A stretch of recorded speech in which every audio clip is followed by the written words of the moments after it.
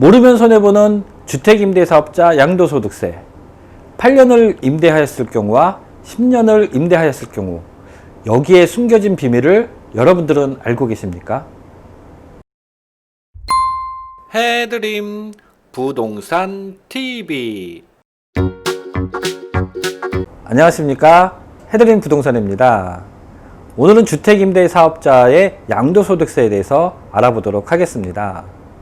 많은 혜택을 준다고 했었기 때문에 많은 분들이 등록을 하셨을 것이라고 생각이 듭니다. 하지만 부동산 대책을 발표하면서 이 주택임대사업자들의 혜택이 하나둘씩 줄어들게 되었었는데요.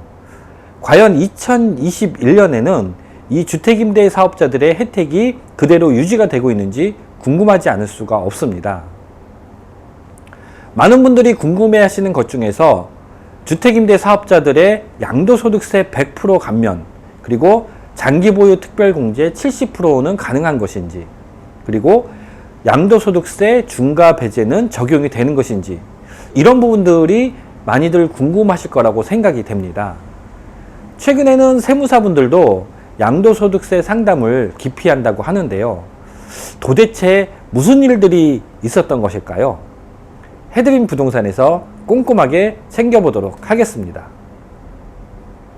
사실 이 자료를 준비하면서 괜히 시작을 했다 이런 후회를 한 적도 한두 번이 아닙니다. 정말 일관성이 없다 보니까 중간에 하나라도 빠뜨리면 완전히 다른 길로 가게 되는 주택임대사업자의 양도소득세. 자, 이해를 위해서 양도소득세 계산 방법을 잠깐 살펴보겠습니다. 양도소득세에 큰 영향을 주는 것은 세율과 장기 보유 특별 공제입니다. 양도 차익에서 장기 보유 특별 공제와 기본 공제를 차감하면 양도소득 과세 표준이 나오는데, 장기 보유 특별 공제는 거주 기간, 보유 기간에 따라서 공제율이 다르기 때문에 양도소득세 계산을 하실 때에는 필히 파악을 하고 계셔야 하겠습니다. 보유기간은 조합원일 경우 종전주택 취득일부터 인정이 되며 입주권은 두 가지로 나누어지는데, 관리처분 인가일 이전일 경우에는 매수한 시점부터이지만 관리처분일 이후에 매수하셨을 경우에는 분양권과 마찬가지로 사용 승인일 이후부터가 됩니다.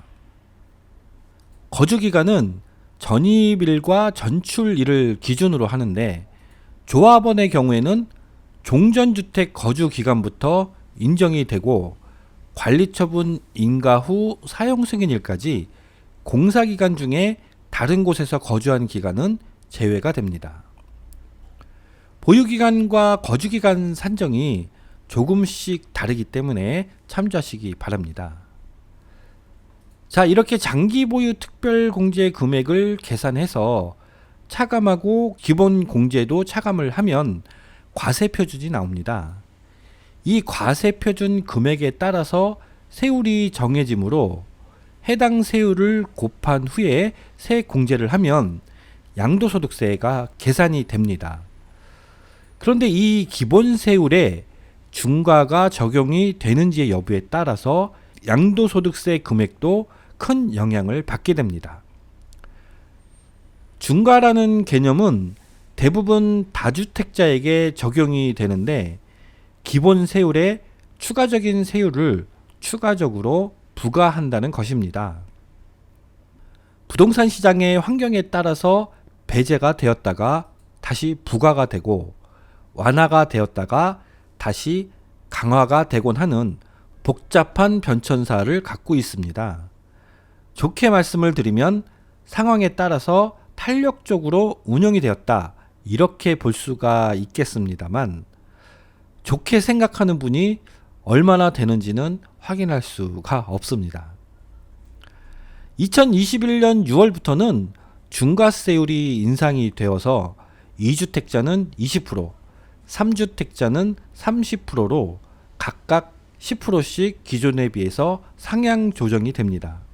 과세표준 5억 이하일 경우에 2021년 6월 이후부터는 1주택자는 기본세율 40%를 적용받게 되지만 2주택자는 기본세율 40%에 20%가 중과가 돼서 60%, 3주택 이상은 기본세율 40%에 30%가 중과가 되어 70%를 적용받게 됩니다. 정말 탄력적이죠. 이 중과배제는 주택임대사업자와 인연이 아주 깊습니다. 주택임대사업자에게 혜택을 줄 때도 있지만 다주택자로 판단을 해서 혜택이 없을 때도 있거든요. 대충 임대사업자는 중과배제가 되나보다 이렇게 알고 계신 분들도 있는데 전혀 그렇지는 않습니다. 2018년 9월 14일 이후 주택을 신규 취득하신 경우에는 양도소득세 중과배제 혜택이 전혀 없습니다. 2018년 9월 13일 주택시장 안정대책에 관련한 사항이 포함이 되어 있기 때문인데요. 주택임대사업자의 과도한 세제 혜택을 조정하기 위해서 조정대상 지역 신규 취득 임대주택에 대해서 양도세를 중과하기로 하였습니다. 소득세법 시행령 167의 3 등에서 조정대상 지역 다주택자가 수도권 6억 원, 비수도권 3억 원 이하의 임대등록주택을 양도할 경우 양도세 중과를 제외한다고 하였던 항목을 1주택 이상자가 조정대상 지역에 새로 취득한 주택은 임대등록 시에도 양도세를 중과한다고 개정을 하게 됩니다. 즉 2주택인 경우는 일반 세율에 중과세 10%가 추가되고 3주택 이상일 때는 20%가 일반 세율에 추가 적용이 되는데 대책 발표 후 새로 취득하는 주택부터 적용한다고 하였습니다.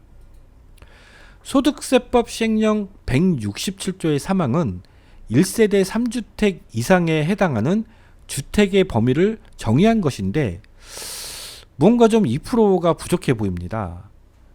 여기서 짚고 넘어가야 하는 항목이 있는데 1994년 주택임대사업자 등록제가 도입된 이후에 발표된 부동산 정책에서 명확하게 주택임대사업자의 양도세 중과에 대해 수도권 6억 원 이하라는 문구를 발견할 수 없었습니다. 2018년 9월 13일 부동산 대책에서 소득세법 시행령 167의 3 현행이라고 하면서 처음 등장하게 됩니다.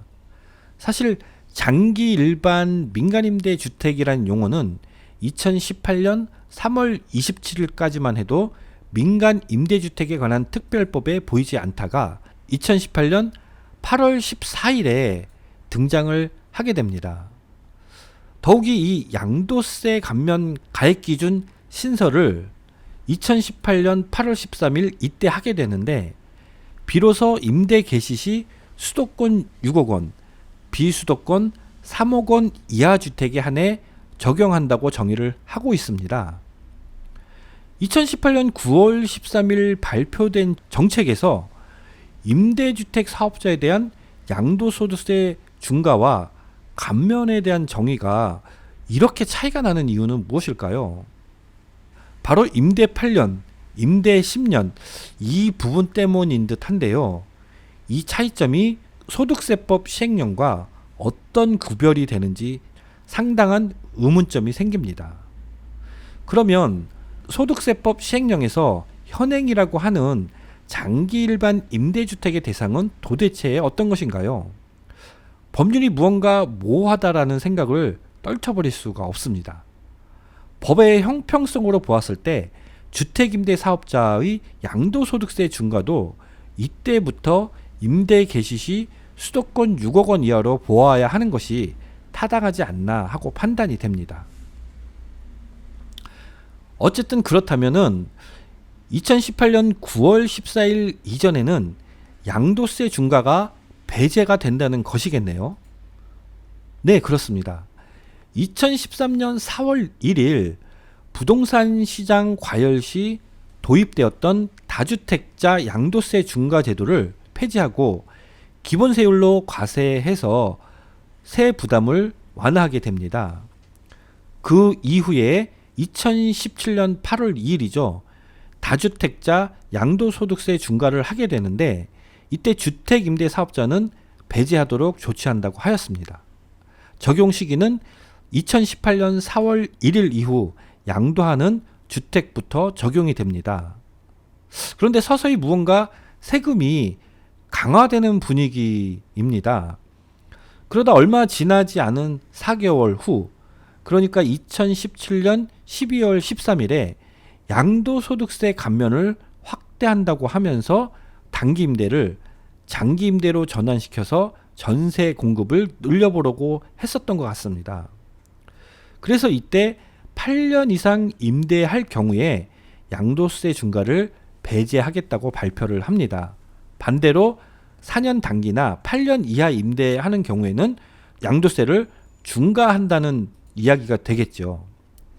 시행 시기는 4개월 전에 발표했던 것과 동일하게 2018년 4월 1일 양도하는 주택부터 적용이 됩니다.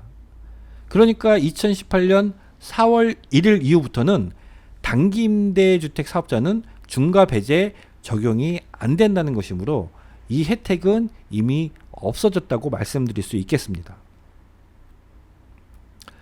자, 지금까지 말씀드린 주택 임대사업자의 중과 배제 관련 내용은 상당히 복잡한데요.